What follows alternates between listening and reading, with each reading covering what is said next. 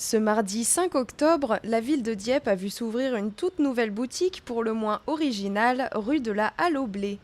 Et encore une baguette propose pour thème l'univers tout entier de Harry Potter, univers auquel Élise a complètement adhéré comme beaucoup de jeunes de sa génération. Harry Potter, à la base, j'avais vu les films, j'avais bien aimé. En fait, j'ai toujours aimé tout ce qui est fantastique. J'aime beaucoup tout ce qui est imaginaire, etc.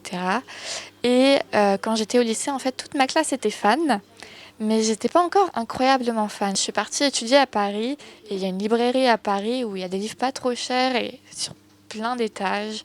Alors j'adorais y aller. Et j'y suis allée un jour et en fait, il y avait tout l'étalage des livres Harry Potter. Et je les ai vus et j'ai senti qu'ils m'appelaient. Et je me suis dit, oh, il faut que je les lise. Et c'est à partir de là que ça a commencé et c'est parti, hein. C'est comme ça que je suis devenue vraiment fan d'Harry Potter.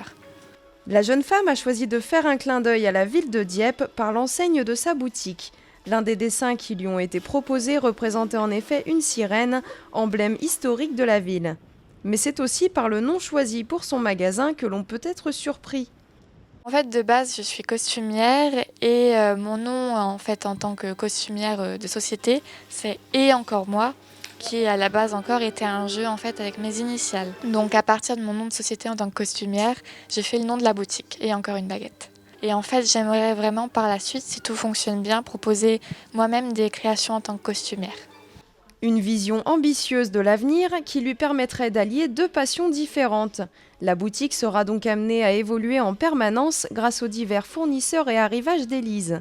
Elle devrait s'ouvrir progressivement sur le monde fantastique en général, mais n'ayez crainte, Et encore une baguette restera un lieu principalement dédié aux assidus de Poudlard. J'essaye d'avoir vraiment de tout. Donc que ça soit pour la cuisine, que ça soit les mugs, etc. Les chapeaux, comme le mien.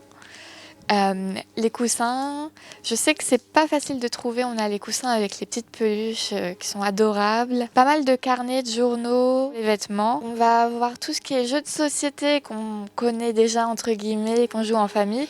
Donc ça va être Cluedo, Labyrinthe, Trivial Poursuite, jeux de cette famille, tout ça, mais en version Harry Potter. Et on va avoir les puzzles. Donc les puzzles, ça, on va avoir les puzzles basiques. On va avoir les puzzles en 3D et on a même des puzzles en 4D. Donc les puzzles en 3D, c'est pour monter le Poudlard, le château, les tours et même en fait toute la rue avec les boutiques, mais en 3D et en puzzle. Alors j'en propose actuellement et je vais en proposer plus. Ce sont des produits de créateurs. Donc on va avoir des petits produits, ce sont faits par une créatrice qui vient de Normandie, qui s'appelle l'Atelier de la Reine. Et donc on a des pins et des porte-clés. Et encore une baguette a connu une inauguration plus qu'encourageante, avec plus de 100 visiteurs rien que sur la première journée d'ouverture. Ce qui n'a pas manqué de faire très plaisir à Élise, alors extrêmement reconnaissante envers ses premiers curieux venus découvrir son temple dédié à l'univers de J.K. Rowling.